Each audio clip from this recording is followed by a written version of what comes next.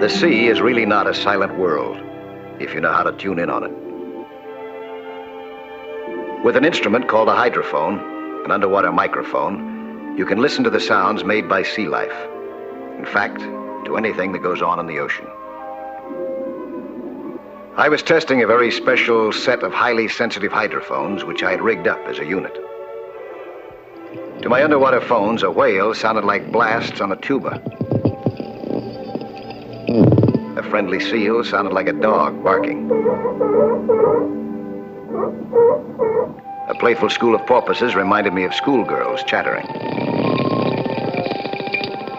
And this school of fish sounded like galloping horses. I was making recordings of these sounds. Later, scientists at Marine Land of the Pacific would play them back at different speeds and analyze them to help solve some of the mysteries of the sea. I didn't know that before the day was over, I'd be using my hydrophones not to study common marine life, but I'd be using them to try to solve one of the strangest and most dangerous mysteries that I've ever encountered in the ocean. The slate said urgent, up.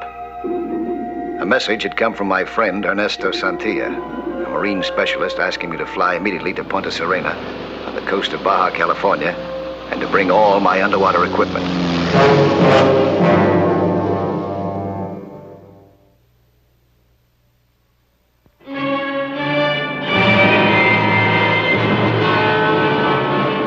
Several hours later, we were over Bahia Blanca on the coast of Baja California. As we came in for a landing, I kept an eye out for anything unusual. I didn't see anything.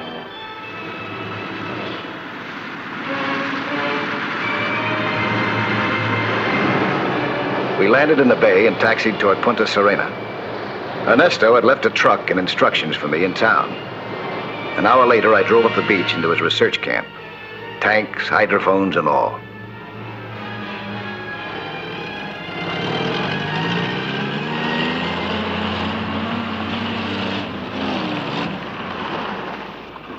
Hello, Mike. I'm glad you came. Ernesto, nice to see you again. Mike, did you see anything from the sky on your way in? Well, I saw a lot of things. I saw some whales near the bay. No. You saw nothing else unusual? No, nothing. What are you out toward the area of the channel, near the islands? No? What's wrong? Come with me. I want to show you something.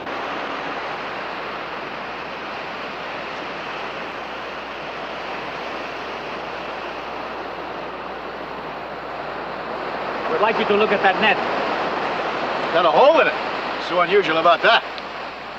This man, Julio, is prepared to swear that this hole was made by something as if from another world. A sea monster. Sea monster? That's right, a sea monster. He describes it as being so powerful that it makes the whales leap from the waters in fear. Well, a killer whale will do that too, you know.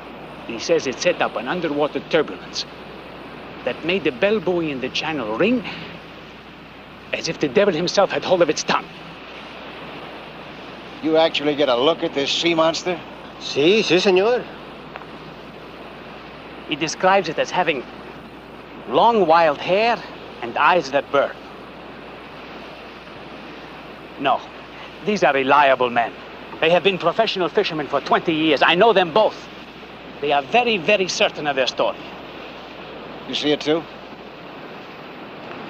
Hernando had seen it the day before, at exactly the same place, at exactly the same time of day, 4:30. So they think it may come into that area at that time to feed. They differ in one way. Hernando saw no streaming hair. He describes it as being shining and circular, like a flying saucer. But they only got a quick glimpse of it, huh? Yes.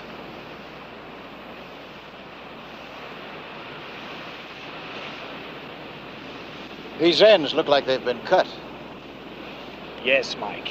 If it were not for this net, believe me, I too would discount the story. Do you know how much impact would be needed by whatever hit that net to snap those cords that way? More force and strength than any water creature that has lived for at least 1,000,000 years. You got the time? It's not 4:30 yet. Let's get that plane and go up and take a look, huh? I went up again in the amphibian for some aerial reconnaissance. We were over the bay again, and this time I had an idea where to look, in the area of the channel. But I still didn't know what I was looking for. Far below us, we could see many whales swimming lazily near the surface. We came down close to the water to get a good look at them. Nothing seemed unusual.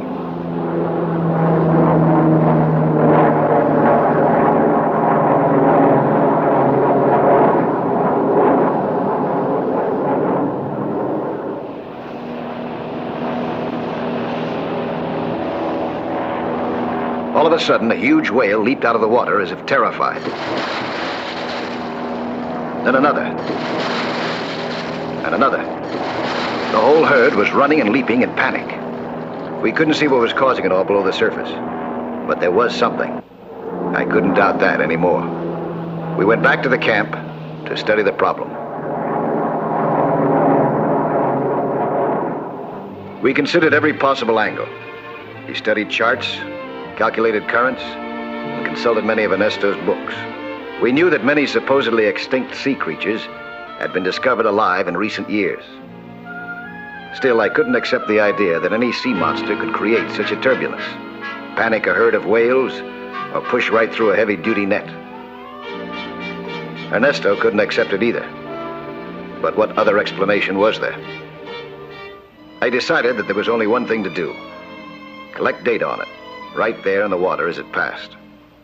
We might be able to get a look at it, or even photograph it. And with my hydrophones, we could at least record sound data on it. Julio agreed to be our guide. To solve this mystery of the sea, we were ready to risk our equipment, and perhaps our lives.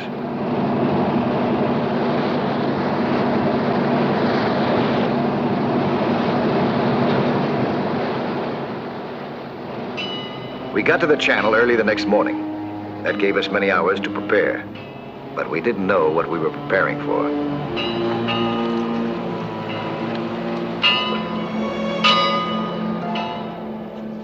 As we loaded the dinghy, I realized how wise Ernesto was when he asked me to bring all my equipment. My experimental hydrophones would now be our underwater ears.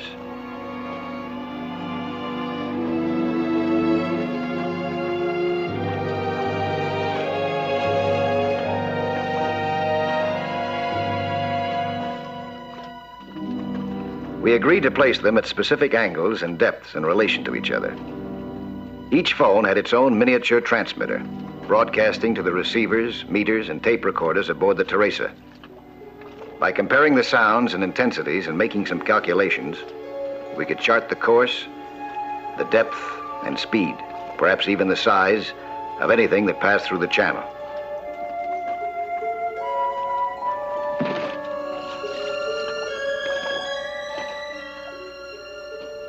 Julio rowed me around in the dinghy as one by one I carefully set out the units of our underwater sound network.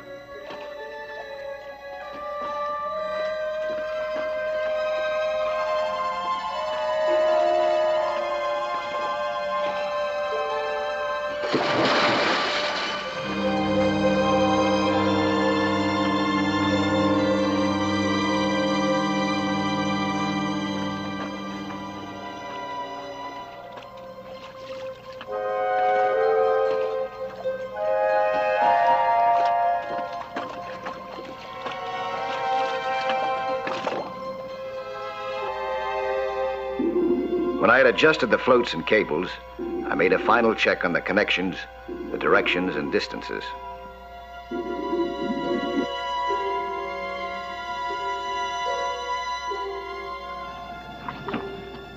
When I returned to the boat, Ernesto was already testing the system and was ready to work the controls.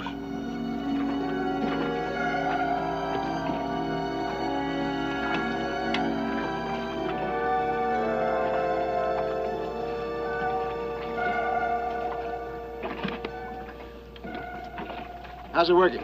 Listen. Yeah, that's fine.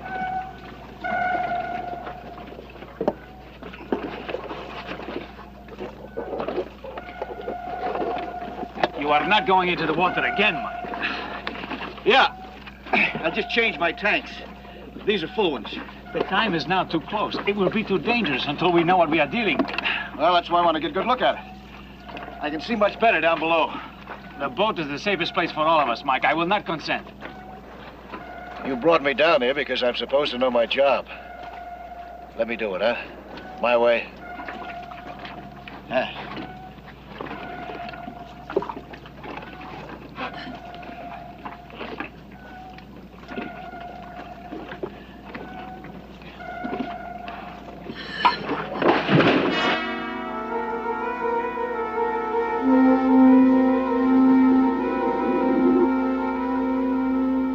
As I swam down to what I hoped would be a safe spot, I began to feel that Ernesto was right. It would be dangerous. But nothing could take the place of a face-to-face look. And whatever it was bound to be something that I'd never seen before. Maybe something no man had ever seen before. I found a good spot and waited.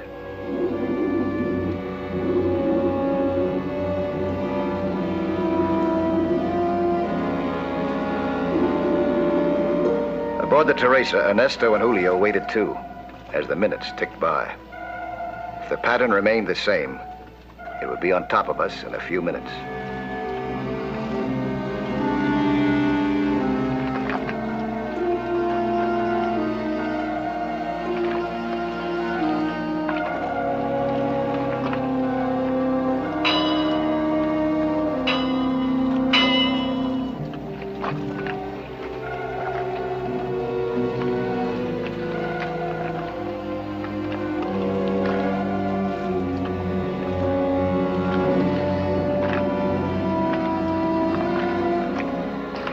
Viene Yulo.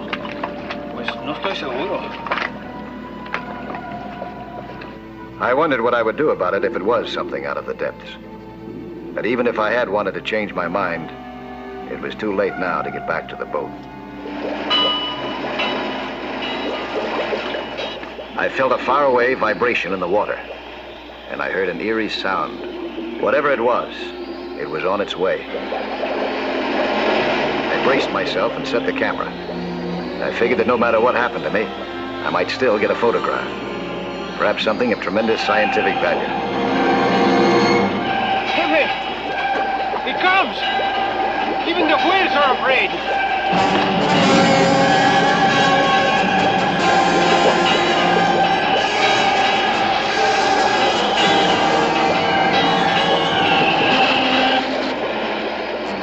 The turbulence hit me like a pile of bricks. There was no fighting it.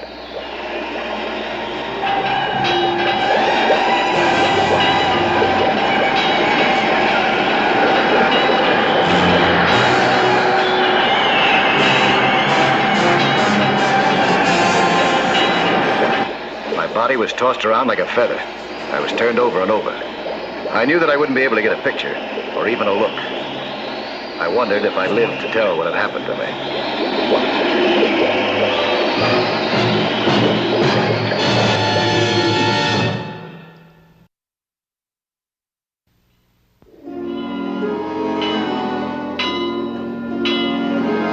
I was underwater to get a look at Julio's sea monster. Instead, I was almost finished by the turbulence that it caused as it passed.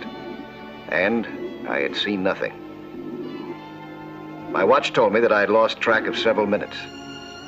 I was lucky that I hadn't drowned. I was dazed and exhausted, but otherwise unharmed.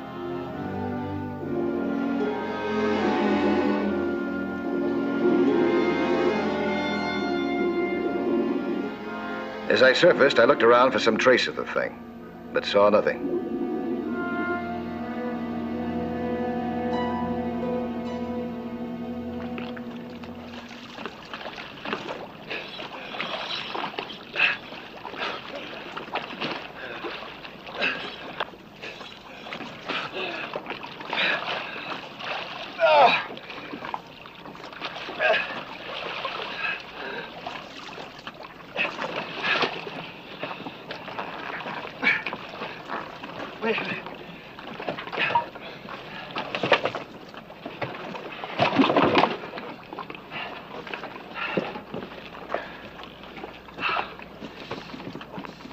What is it?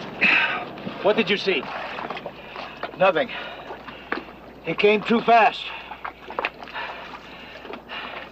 It was like being caught in a terrific underwater current. Oh, boy.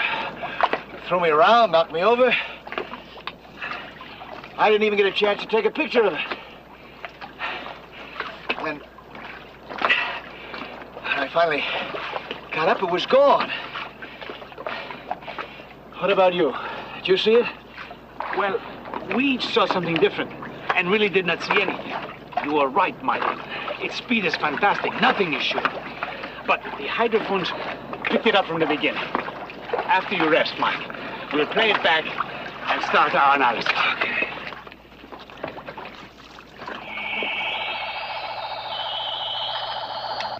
Now, compare what you just heard with our tape recording of the sound coming from hydrophone number 5. The volume here is at least 3 dBs less. That puts it even further to the left side of the channel. That's right. Right about in here, would you say? Never nearer than 20 feet from the surface. It sounds to me like it could be some form of that fish which you call sculpin. They have that strange metallic hum and ring, too.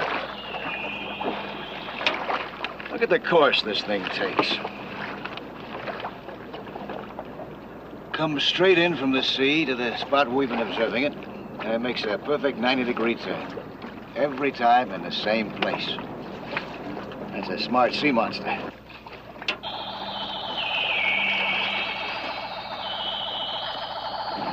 Every time I listen to this thing, I can't help but think that...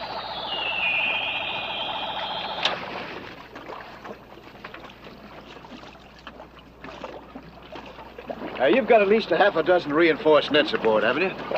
We have 8, Mike. Well, if it's okay with you, I'd like to stretch all 8 of them in a row, one right behind the other, across the channel. Starting from this point.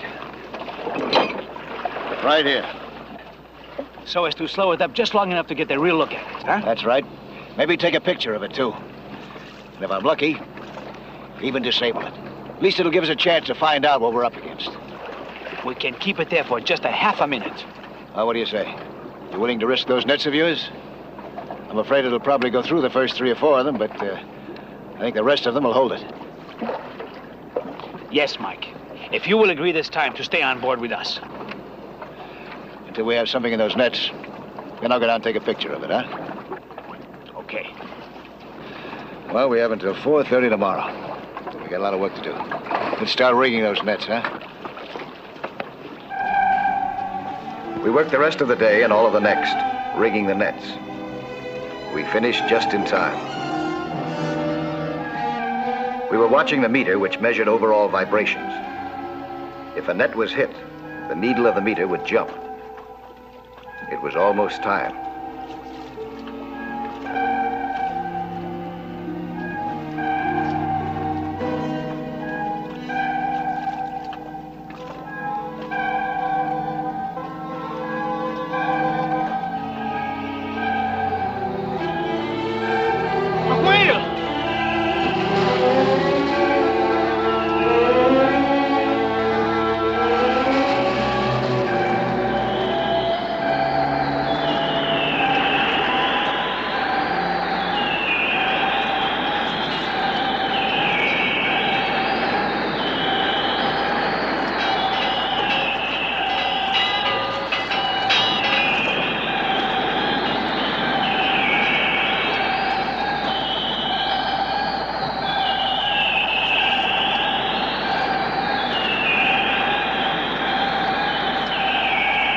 It hit the first net.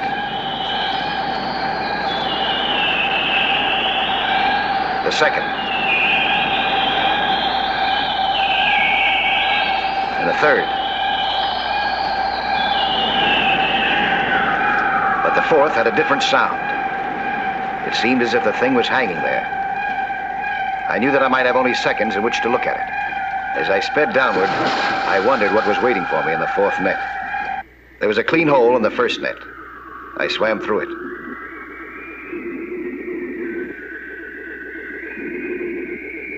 Then through the second.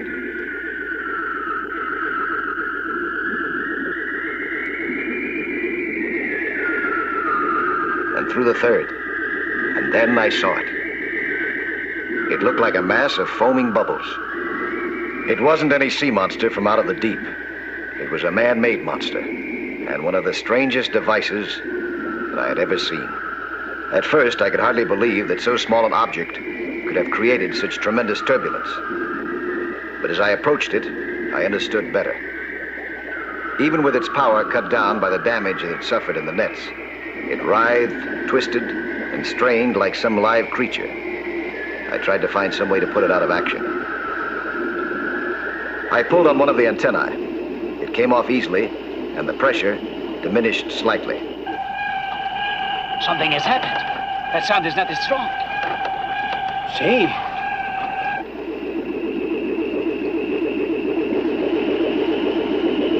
Then I pulled off another, and the whole mechanism quieted down.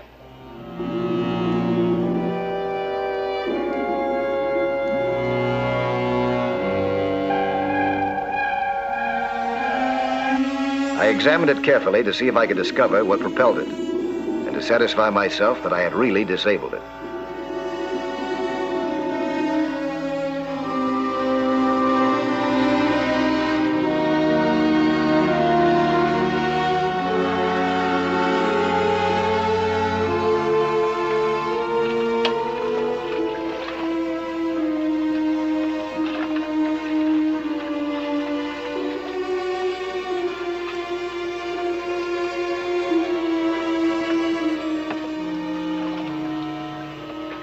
There he is!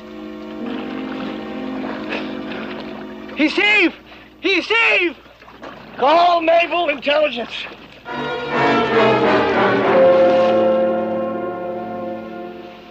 Now, for the time being, we have to request your strictest silence concerning this object. Later on, there may be an official announcement. Yeah, we understand. You sure that's what this is? Has every appearance of being an underwater satellite, built to orbit underwater in the same way that other satellites orbit in space. But how can so small an object cause such a tremendous turbulence? By its tremendous speed. And I must get that speed by using the pressure of the water itself for propulsion. Yes, I agree, senor. That's pretty ingenious, huh? You know that 90-degree turn you spoke of? Huh? Well, that's undoubtedly accomplished by the presence in here of an instrument which beams off these antennae and is set to automatically veer it away from any sizable solid object such as a coastline or a breakwater. But what is it doing down here in our bahia? Got a theory about that. I drew a straight line down the coast, past San Francisco, Los Angeles, San Diego, down to this bay. I see. This is the first point at which the coast of Mexico projects out far enough to make it turn. That's right. So you know that could explain some of those strange sonar alarms and signals we've been getting the last couple of days in our coastal defenses. A thing like that could cause a lot of confusion, and in the wrong hands, armed as a weapon, tremendous danger. Have you any idea where it might have come from? Well, there is no one country which has a monopoly on scientific research these days, Mr. Nelson. This could have been developed by any one of a dozen countries, large or small. But we'll know after we've examined it further, and we'll know what to do.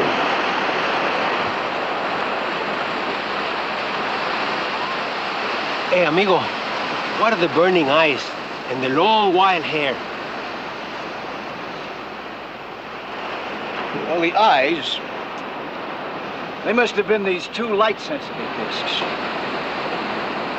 I don't know what that wild flowing hair could be.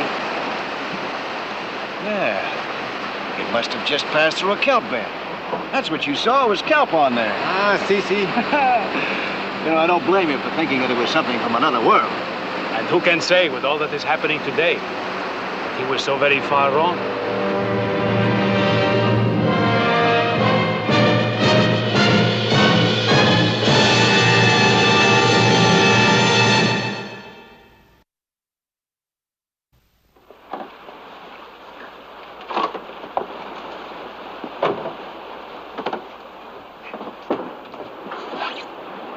I'll be back next week at the same time with another sea hunt story.